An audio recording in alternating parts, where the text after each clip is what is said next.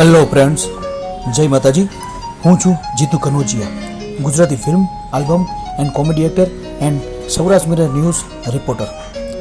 આ ઓડિયો બનાવવાનું કારણ એ છે કે આ Chandniben Parmar CK fashion world, જે પોતે બેસ્ટ આર્ટિસ્ટ પણ છે, સારા એવા માણસ પણ છે અને ગમે તેને હેલ્પફુલ થાય એ ટાઈપના વ્યક્તિ છે. આપણે ચાંદનીબેનની પ્રવૃત્તિઓ જોઈએ કે કઈ રીતે તેમની ટીમ રાતે જઈ અને ધાબળા વિતરણ કરે છે, હોસ્પિટલમાં જાય છે, તો તમે જોઈ શકો છો. જો આ ગરીબ લોકો જે સૂતા છે એમને ઉઠાડીને હેલ્પ કરે છે, કાંઈ પણ હોય પ્રોબ્લેમ હોય પૂછે છે.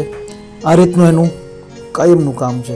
જ્યારે પણ ટાઈમ મળે ચાંદનીબેન પરમાર તૈયાર જ હોય છે બધાને હેલ્પફુલ થવા માટે.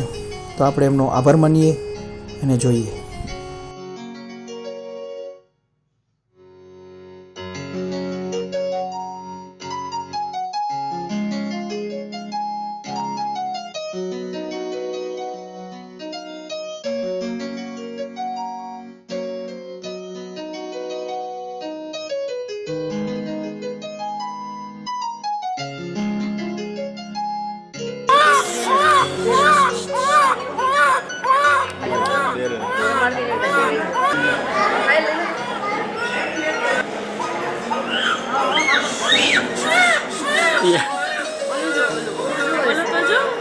આપણે એની પ્રવૃત્તિઓ જોઈ અને ઘણો આનંદ થયો કે ઠંડીમાં જે રોડ પર ઘણા લોકો જે બિચારા ઠંડીના ઠૂઠવાતા હોય છે, તેમને ચાંદનીબેન અને તેમની સમગ્ર ટીમ મળી અને બધાને જ્યાં જ્યાં લોકો સૂવે છે બધી જગ્યાએ જઈને, ખાસ કરીને સરકારી હોસ્પિટલ, જે બહારગામથી આવેલા લોકો હોય ઠંડીના બિચારા કે જે તકલીફમાં હોય, તેમને ધાબળા વિતરણ કરે છે.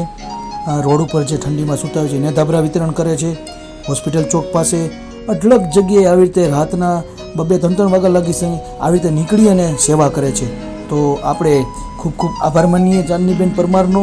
અને હા, બીજું કે ઘણા એવા વિસ્તાર છે જ્યાં નાના બાળકો છે, આ છે, ત્યાં ચાંદનીબેન જઈ અને બધી જગ્યાએ જમવાનું આપે છે, બાળકોને બિસ્કિટ આપે છે, ફળ ફ્રૂટ બધી સેવામાં ચાંદનીબેન પરમાર અગ્રેસર હોય છે.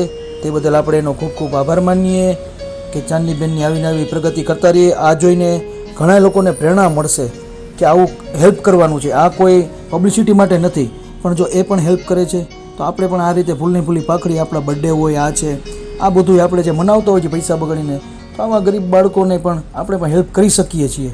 બસ આ એનો હેતુ આ જ છે. કોઈ વિડીયો બનાવવાનો બીજો કોઈ હેતુ નથી કે દેખાડીને બનાવો. આ એક આપણને પ્રેરણા મળશે. તો બસ ચાંદનીબેનને સપોર્ટ કરજો. આ બધાને આભાર. Thank you. જય માતાજી.